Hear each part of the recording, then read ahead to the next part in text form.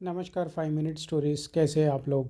मैं आ गया हूँ फिर से आपके लिए एक मज़ेदार कहानी। इस बार जो है हम लोग तिरुपति बालाजी जो लॉर्ड विष्णु हैं, भगवान विष्णु हैं, उनका जो कलयुग अवतार है वेंकटेश्वर बालाजी, उन्हें कहते हैं श्रीनिवासा गोविंदा वेंकटेश्वरा तिरुमला तिरुपति वासा।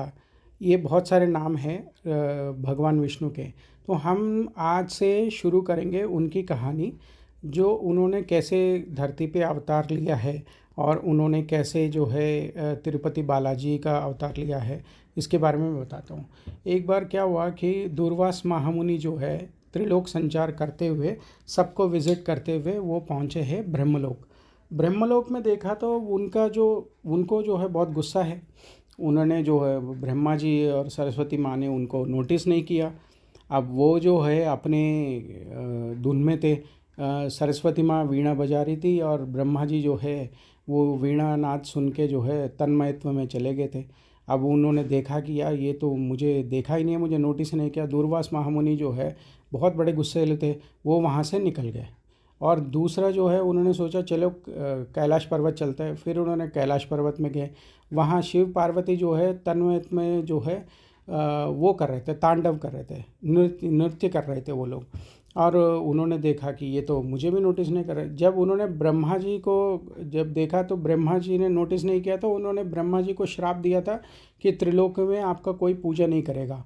फिर शिव जी के पास आया तो शिव जी को श्राप दिया है, आपका प्रसाद कभी कोई घर लेके नहीं जाएगा, आपका प्रसाद स्वीकृत नहीं होगा घरों में। और मतलब घर कोई लेके नहीं जाएगा। जनरली क्या होता है कि हमारे साउथ में जो है ये मान्यता है कि शिव जी का प्रसाद घर लेके नहीं आते। वो शिव जी का प्रसाद मंदिर में ही खा लेते हैं, घर लेके नहीं आते। तो शिव जी को ये श्राप मिला था। अब इन्होंने सोचा चलो हम भगवान विष्णु के पास चलते हैं। अब भगवान विष्णु के पास गया तो भगवान विष्णु तो अंतर्यामी है, उन्हें तो पहले ही पता है कि दूरवास महामुनि आ रहे। अब उनको जो है ये एक नाटक करना था उनको। तो उन्होंने क्या किया कि अपना जो है उसे कहते हैं योग निद्रा में चले गए और लक्ष्मी माँ जी को जो है बिज़ी कर दिए पैर पैर दबाने में। तो लक्ष्मी माँ पैर दबा रही थी और ये योग निद्रा में जानबूझ के चले गए। इन्होंने देखा कि ये त्रिमूर्ति जो है ऐसे ही कर रहे हैं, मेरे को देख के कोई ना कोई स्वागत है ना कुछ है बोल के उन्होंने जाके दूरवास महामुनि जो है उनके हृदय में वक्षस्थल में उन्होंने एक लात मारी है ज़ोर से। तो भगवान विष्णु जो है उठ गए, उससे उठ के उनको बिठाया और उनको बिठा के जो है उन्होंने कहा कि प्रभु दूरवास महामुनि आप जैसे महान पुरुष मेरे पास आए और मैंने नोटिस नहीं किया। मेरे वक्षस्थल पे इतने सारे जेवर है, पता नहीं कौन सा जेवर आपके पैरों में चुभ गया, मुझे माफ़ कर दीजिए, मैं आपका पैर दबा देता हूँ। वो दबाते दबाते ना उनके पैरों के तलवे में ना उनका अहंकार का आँख था, उन्होंने वो आँख फोड़ दिया। आँख फोड़ते ही जो है उनका पूरा अहंकार निकल गया और उनको ये प्रतीत हो गया उन्होंने क्या किया। फिर उन्होंने माफ़ी मांगी भगवान से, फिर वो वहाँ से चले गए।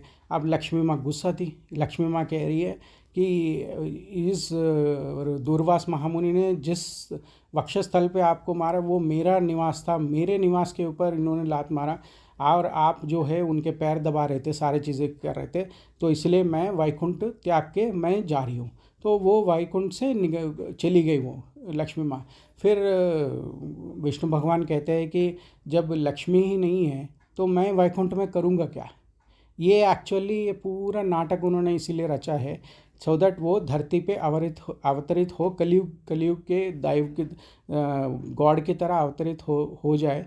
तो इसीलिए वो भी कलयुग छोड़ के वो वहाँ पे धरती पे अवतरित हो गए। धरती पे एक जगह पे अवतरित हुए हैं और वहाँ से क्या हुआ है ये सारी चीज़ें मैं आपको फिर कल बताऊँगा, क्योंकि आज हमने देखा है कि दूरवास महामुनि की वजह से लक्ष्मी माँ वैकुंठ छोड़ के चली गई और विष्णु भगवान लक्ष्मी माँ के पीछे पीछे वैकुंठ छोड़ के चले गए। ठीक है, हम जो है जो नेक्स्ट पार्ट है वो मैं कल आपको फिर सुनाऊंगा कंटिन्यूस में। तो आप लोग जो भी इस चैनल को सब्सक्राइब नहीं किया, सब्सक्राइब और शेयर करिएगा। ठीक है, thank you so much and God bless you.